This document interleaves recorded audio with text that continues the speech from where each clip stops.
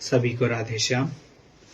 अब तक हमने श्रेष्ठ पुरुषों के आचरण का प्रमाण देते हुए भगवान को सुना, जिनके स्वरूप माने जाते हैं। भगवान ने कहा कि जो श्रेष्ठ पुरुष करते हैं वही अन्य लोग भी करने लग जाते हैं। अब भगवान स्वयं का दृष्टांत दे रहे हैं। भगवान कह रहे हैं, हे अर्जुन, मुझे इन तीनों लोकों में ना तो कुछ कर्तव्य है और ना करने योग्य, प्राप्त करने योग्य कोई वस्तु अप्राप्त है, तो भी मैं कर्म ही बरतता हूं। भगवान कह रहे हैं, हे अर्जुन, मुझे तो कोई कर्म करने की आवश्यकता नहीं, मेरे लिए तो कोई कर्म निश्चित नहीं, ना मेरे पास ऐसी कोई चीज है जो मुझे प्राप्त करनी है। मेरे पास सब कुछ है, अप्राप्त वस्तु ऐसी कोई भी नहीं है, मेरे पास सब कुछ है, फिर भी मैं कर्म करता हूं। क्योंकि हे पार्थ, यदि कदाचित मैं सावधान होकर कर्मों को ना करूं तो बड़ी हानि हो जाए, क्योंकि मनुष्य सब प्रकार से मेरे मार्ग पर का ही अनुसरण करता है। भगवान कह रहे हैं, अगर मैंने कर्म नहीं किए तो बड़ी हानि हो जाएगी। क्या हानि होगी? कि मनुष्य जो है मेरे ही मार्ग का अनुसरण करता है। मैं जिस जिस राह पे चलूंगा, मनुष्य वही राह पकड़ेगा, उसी राह पे वो भी चलेगा। अगर मैं कर्मों को नहीं करूंगा तो मनुष्य कर्मों को नहीं करेगा, क्योंकि वो सोचेंगे कि भगवान ने नहीं किया तो हम क्यों करें। यदि मैं कर्म ना करूं तो ये मनुष्य सब नष्ट भ्रष्ट हो जाएंगे और मैं संसार संकरता को करने वाला हूं तथा इस समस्त प्रजा को नष्ट करने वाला बनूं। अगर मैंने कर्म नहीं किया तो मनुष्य मेरा अनुसरण करके वो भी कर्म नहीं करेंगे, और अगर वो भी कर्म नहीं करेंगे तो वो नष्ट भ्रष्ट हो जाएंगे, और अगर वो नष्ट भ्रष्ट हो गए तो इसका दोष मुझ पर ही लगेगा। भगवान कह रहे हैं, मुझ पर ही लगेगा। क्यों? क्योंकि मैंने ही उनको सही राह नहीं दिखाई और उनका पतन का कारण मैं ही बनूंगा। इस समस्त प्रजा को नष्ट करने वाला मैं बनूंगा। इसलिए हे भरतवंश, कर्म में आसक्त हुए अज्ञानी जन जिस प्रकार कर्म को करते हैं, आसक्ति रहित विद्वान भी लोक संग्रह करता हुआ उसी प्रकार कर्म करता है। भगवान कह रहे हैं, जो कर्मों में आसक्त हुआ है, कर्म करने के लिए बाध्य हुआ है, कर्म करने में उसकी पूर्णता आसक्ति पूरी इच्छा है, वैसा अज्ञानी जन ये सोचता है, जो आसक्ति मतलब कि मैं ही कर्म करने वाला हूं, मैं ही करता हूं, सब कुछ मैं ही हूं, वो अज्ञानी जन जिस प्रकार कर्म करता है, उसी प्रकार आसक्ति से रहित हुआ विद्वान भी कर्म करता है। दोनों कर्म करते हैं, एक तो विद्वान करता है और एक अज्ञानी करता है।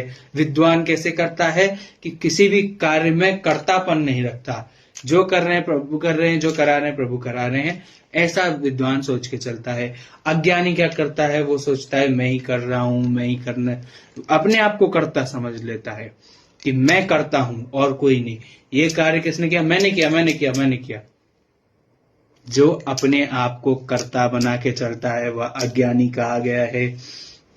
तथा परमात्मा में के स्वरूप में अटल स्थित हुआ ज्ञानी पुरुष को चाहिए कि वह शास्त्र विहित कर्मों में आसक्ति वाले अज्ञानियों की बुद्धि में भ्रम अर्थात कर्मों में अश्रद्धा उत्पन्न ना करे, किंतु स्वयं शास्त्र विहित समस्त कर्म भली भांति करता हुआ उनसे भी वैसे ही करवावे।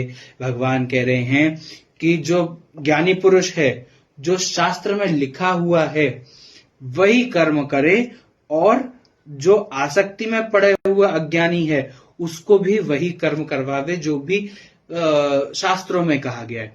शास्त्र अनुसार ही उसको जीवन जीना है, शास्त्र अनुसार ही उसको कर्म करना है। और जो अज्ञानी है, जो शास्त्र विहित कर्म कर रहा है, जो शास्त्रों के अलावा कर्म कर रहा है, शास्त्रों को ना मान के दूसरे कार्यों में लगा है, ज्ञानी पुरुष को चाहिए कि जो अज्ञानी है उसको भी सही राह दिखाए और शास्त्र विहित कर्म जो भी है, शास्त्रों में जो भी लिखा है वही कर्म करवावे। लेकिन ध्यान रखे कि अश्रद्धा प्रकट ना हो जाए कर्मों के प्रति। यानी कि अगर हम किसी को समझा रहे हैं कि देखो ये जो कर्म है वो कर्म तुम्हारा नहीं है, ये कर्म तुम नहीं कर रहे हो, भगवान की शक्ति से, भगवान की योग माया से, भगवान की प्रकृति से तुम सारे कर्म कर रहे हो। ऐसा हमें शास्त्र भी बताया गया है। हम ऐसा ही अज्ञानी पुरुष को भी समझाएंगे कि देखो तुम करता नहीं हो, तुम्हारा कर्म नहीं है, तुम जो भी कर रहे हो भगवान की इच्छा से कर रहे हो।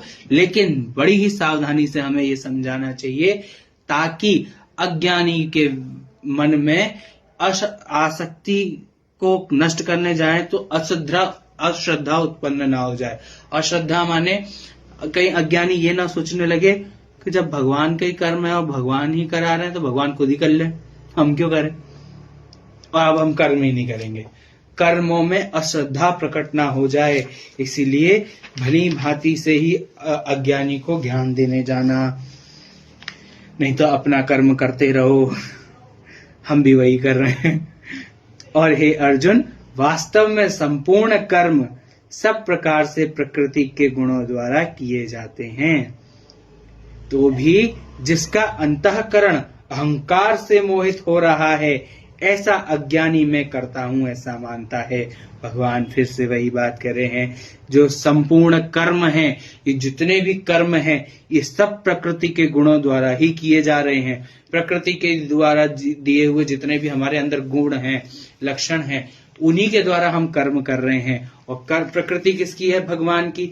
जब प्रकृति भगवान की है, प्रकृति के दिए हुए गुण हमारे पास हैं, उसी के द्वारा हम कर्म कर रहे हैं, यानी कि भगवान कर रहे हैं, भगवान करा रहे हैं, ये सिद्ध हो गया। लेकिन फिर भी अहंकारी पुरुष, मोहित होकर अज्ञानी पुरुष ये सोच लेता है कि मैं करता हूं, मैं कर रहा हूं, ऐसा सोच लेता है व्यक्ति। परंतु हे महाबाहो, गुण विभाग और कर्म विभाग के तत्वों को जानने वाला ज्ञान योगी संपूर्ण गुण ही गुणों में बढ़ रहे हैं ऐसा समझकर उनमें आसक्त नहीं होता, उनमें मोह नहीं करता। अब भगवान कह रहे हैं गुण विभाग और कर्म विभाग के बारे में। त्रिगुणात्मक माया के द्वारा, अच्छा, गुण विभाग और कर्म विभाग क्या है?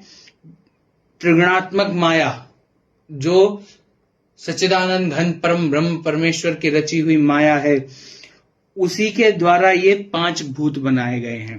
5 भूत कौन है? मन, बुद्धि, अहंकार तथा 5 ज्ञानेंद्रियां और 5 कर्मेंद्रियां, शब्द आदि 5 विषय। ये सब किसके द्वारा बनाए गए हैं? ये सब बनाए गए हैं माया के द्वारा। और ये माया किसकी है? भगवान की। इसीलिए जब भगवान की माया है और माया के द्वारा ही ये सारे गुण दिए गए हैं, हम पढ़ रहे थे कि ये जो भगवान की रची हुई माया है और माया के ही द्वारा दिए हुए सारे गुण हैं, और उन्हीं गुणों के कारण हम कोई भी कर्म करते हैं, ये तो हमें पता चल गया। और इसी को जान लेना कि ये जो कर्म कर रहे हैं, ये गुण विभाग, और हम कर्म विभाग की बात कर रहे थे, तो गुण विभाग कहाँ से मिला हमें? माया के द्वारा। और इन्हीं गुणों के कारण हम कर्म करने के लिए बाध्य हुए। इसको तत्व से जो जान लेता है कि हम कुछ भी नहीं कर रहे हैं, जो कर रहे हैं भगवान कर रहे हैं। क्यों?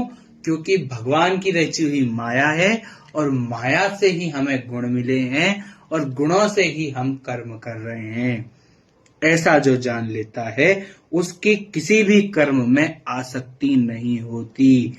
वो ये कभी नहीं सोचता कि मैं करता हूं, मैं कर रहा हूं। आगे कह रहे हैं, और प्रकृति के गुणों से अत्यंत मोहित हुए मनुष्य गुणों में और कर्मों में आसक्त रहते हैं। अपने जो प्रकृति ने गुण बनाए हैं उनसे मोहित हुए मनुष्य हमेशा गुणों में और कर्मों में आसक्त रहते हैं। किस प्रकार? हम अगर हम बात करें कि एक कोई उदाहरण लें, तो उदाहरण में क्या ले सकते हैं? हम ले सकते हैं नाट्य रूपांतर, जिसको हम एक्टिंग बोलते हैं। ये एक्टिंग कहाँ से आई? भगवान की ही देन है। हमारे शरीर में गुणों, ये भी एक गुण है, एक गुण है हमारा कि हम एक्टिंग कर लेते हैं या हम नाट्य रूपांतर कर लेते हैं। ये एक गुण है हमारा। ये किसने दिया? प्रकृति ने। शरीर में है, शरीर से हम करते हैं, प्रकृति का दिया हुआ है। लेकिन फिर भी हम एक्टर बनने के बाद ये सोचते हैं ये पिक्चर मैंने की है, ये मूवी मैंने की है, ये एक्टिंग मैंने की है, ये इसमें हीरो मैं हूं, कर्तापन फिर आ गया। तो वही बात कह रहे हैं भगवान कि गुणों से अत्यंत मोहित हुआ मनुष्य गुणों में और कर्मों में आसक्त रहते हैं। आपको दी हुई जो गुण हैं उसमें आप मोहित हो गए और उसी मोह के कारण आप अपने आप को अपने कर्मों में आसक्त मानते हैं और आप उसको करने के लिए बाध्य हो जाते हैं। उन पूर्णतया न समझने वाले मंद बुद्धि अज्ञानियों को पूर्णतया जानने वाले ज्ञानी विचलित ना करे। फिर से भगवान कह रहे हैं कि जो ज्ञानी लोग हैं वो हम जैसे अज्ञानियों को कभी भी विचलित ना करें। हमें प्रवचन दें लेकिन हम विचलित ना हो। अगर हम विचलित हो गए तो हम कर्म नहीं करेंगे। अगर यही हम किसी को ज्ञान देने जाएंगे कि भाई तुम नहीं कर रहे, कोई और भगवान कर रहे हैं, भगवान के द्वारा दिया हुआ है, सब कुछ भगवान ही करता है, भगवान ही का ही कर्म है, तो व्यक्ति के हृदय में आ जाएगा कि हम क्यों करें, फिर हम क्यों करें, कर्म ना करने के आसक्ति उनके अंदर आ जाएगी। इसलिए हे अर्जुन, तुम मुझ अंतर्यामी परमात्मा में लगे हुए चित्त द्वारा संपूर्ण कर्मों को मुझ में अर्पण करके आशा रहित, ममता रहित और संताप